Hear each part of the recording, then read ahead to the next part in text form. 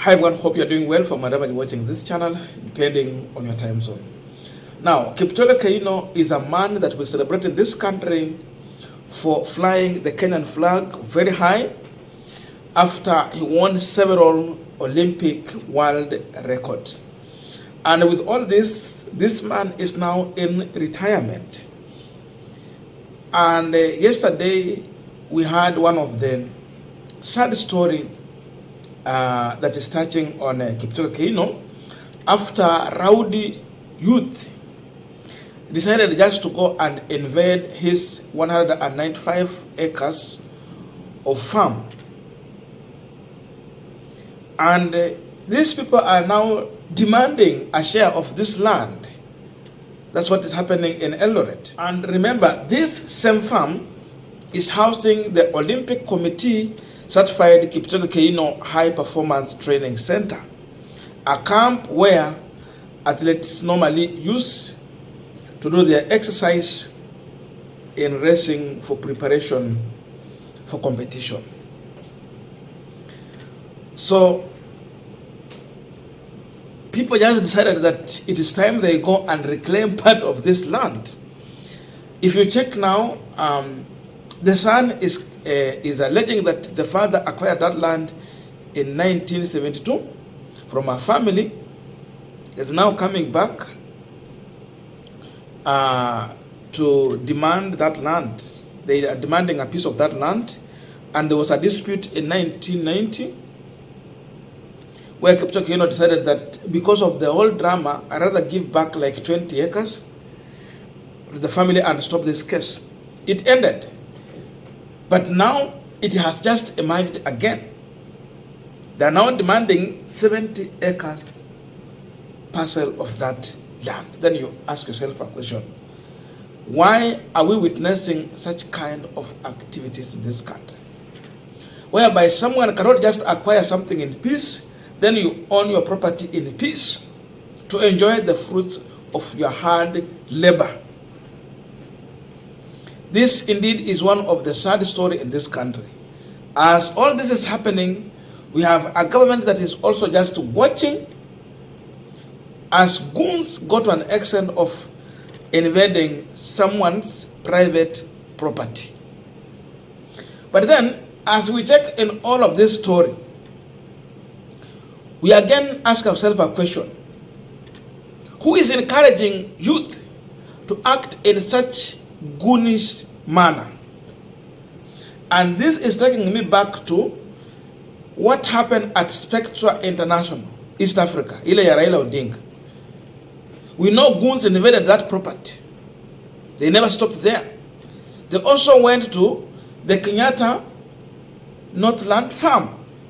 They invaded the goats, the sheep, the trees were cut down, and people were subdividing that land to start now honoring the property. But who encouraged that kind of activity? If you listen to what Kimani Ichungw'wah said at one point, when he was threatening that they will even lead youth to go and take a land belonging to Uhuru Kenyatta's family.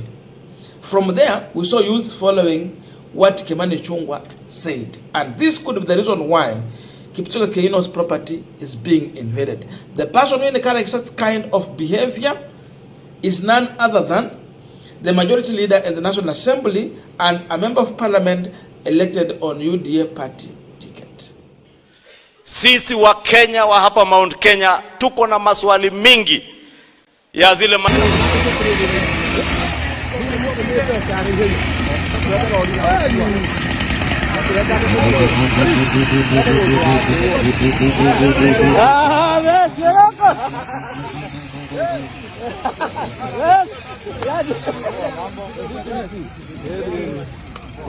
Now, as we continue with this panel discussion, just a quick request for those who are watching and you have not subscribed, please consider subscribing to our channel. Thank you so much, and again to all our viewers, please give this video a thumbs up.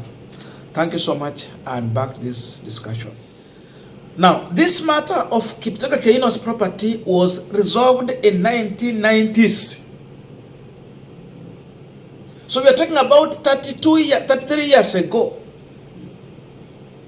And the case ended. He had a court order stopping anyone from invading into the property. But now we are being told that proud youth are now invading the property. They are now acting like goons. This move has been encouraged with the sentiment that we got from leaders like Kimani Ichungw'wah, a man who is a leader in the National Assembly. When he speaks, then the country is listening to him. And the youth are carefully taking note from what he's saying. And because youth took note from Kimani Ichungw'wah, this could be the results of that kind of direction. Kimani Ichungw'wah was planting in the youth. There is a seed Kimani Ichungw'wah has planted in our youth. And this seed is now manifesting. It's growing. They will start with the Kenyatta family. They will go to Moi. They will go to Kibaki. They will go to Raila. They will go to William Ruto. They will go to Kimani Ichungw'wah. And they will go for all these leaders. So wameanza na hao. Soon utasikia wamefika Karen. Soon utasikia wameenda mpaka side zingine kama uko nini Muthaiga. Soon utasikia wamekuja kwa these members of parliament, watakuwa kwa their homes. They will go to your villages and attack those farms. Then next, what will happen? Kimani Ichungw'wah encouraged anarchy. Instead of encouraging youth to work hard and own property, they were inciting youth to go and take Uhuru Kenyatta's property just because they are settling political discourse. So it has moved from Uhuru Kenyatta. It is going to other people. People that we respect. They use their sweat to represent this country. Kuna siku Kipto Keino alikuwa kwa pesa ya Kenya. Just because he flied our flag very high. Lakini look on how people are subjecting this family to this kind of anarchy. Kipchoge alimaliza kukimbia kitambo. Lakini Wakenya sasa wamemrudisha kwa mambo ya kukimbia, anataka aanze kukimbia na mambo ya koti na makesi. And the frustration just because a member of parliament encouraged youth to take properties that they don't own. So the result is now on the table. If we will have such kind of activities taking place in this country, none other than Kimani Ichungw'wah should be taking responsibility, because we had him on camera encouraging this kind of anarchy in our country.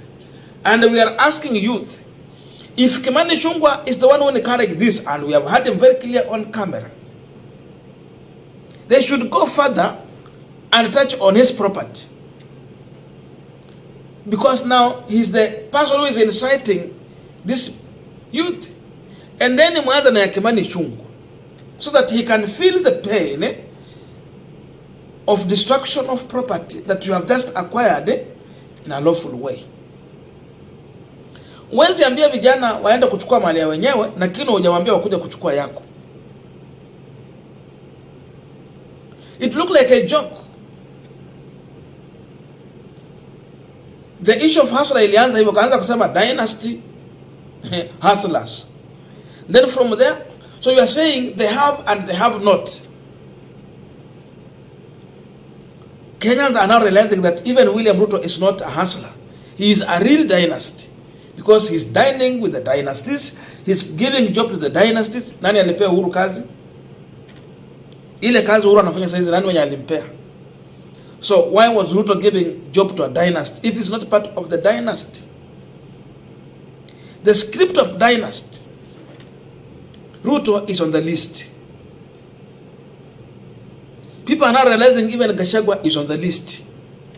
So soon, as they come for the dynasty, they should come for Ruto, Gachagua, Ichung'w'wah, and the team.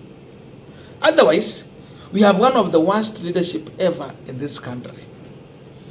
A leadership that is encouraging laziness, a leadership that is encouraging anarchy, a leadership that is encouraging youth to take over what is not belonging to them, just because they don't agree with you politically.